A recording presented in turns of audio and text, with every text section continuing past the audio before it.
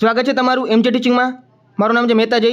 અત્યારના 19/7/2025ના રોજ બપોરના 1 વાગે 6 થી 8નો ગુજરાતી માધ્યમનો પ્રથમ રાઉન્ડ છે એ બહાર પડી ગયો છે।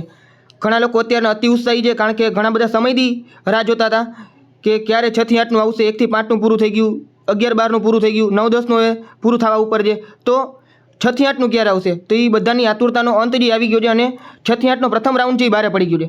સાથે સાથે અમુક લોકો ટેન્શનમાં છે અને એ લોકો પૂછે છે કે 9-10નો જે FML આવ્યું નથી, અત્યારના સંમતિપત્રક 19 તારીખે એ લોકોને ભરવાનું છે, તમને બધાને ખ્યાલ જ હશે, બરાબર? તો હજી એનું પૂરું થયું નથી, તો શું ક્રમિક ભરતી થશે કે નહીં, બરાબર? તો તેના વિશે પણ આપણે વાત કરશી। સૌથી પહેલાં તમે આ જોઈ લો, અત્યારના પરિપત્ર આવેલો છે, જેમાં પ્રથમ રાઉન્ડમાં જે મેરિટ છે એ તમને આપેલું છે। એકવાર આપણે ટૂંકમાં જોઈ લઈ।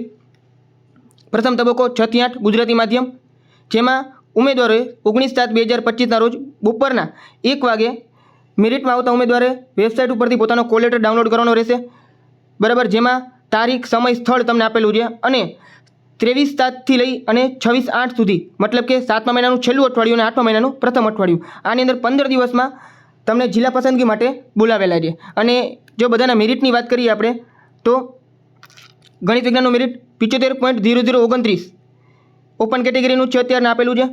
પછી ગુજરાતીનું 68.1970, હિન્દીનું 66.2769, અંગ્રેજીનું 70.3657, સંસ્કૃતનું 67.8141, સામાજિક વિજ્ઞાનનું 72.6124 અને ગણિત અને સમાજની વાત કરીએ આપણે, તો શરૂઆતના 1500 લોકોને ગણિત અને સમાજની અંદર બોલાવેલા છે। અને બાકીનું જે મેરિટ છે દિવ્યાંગનું તમે સાઈડમાં જોઈ શકો છો, બરાબર?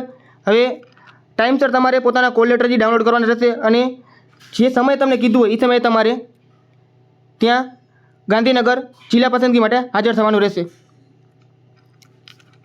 પછી 9-10ની વાત કરીએ તો અત્યારના સંમતિપત્રક 9-10નું 19 તારીખે ચાલુ છે, બરાબર? એ લોકો સંમતિપત્રક ભરી દે તે પછી લગભગ 23 તારીખ સુધીમાં એ લોકોની ફાઇનલ શાળા પસંદગી છે તે આવી જશે, એટલે ક્રમિક ભરતી થશે એટલે ચિંતા ના કરતા।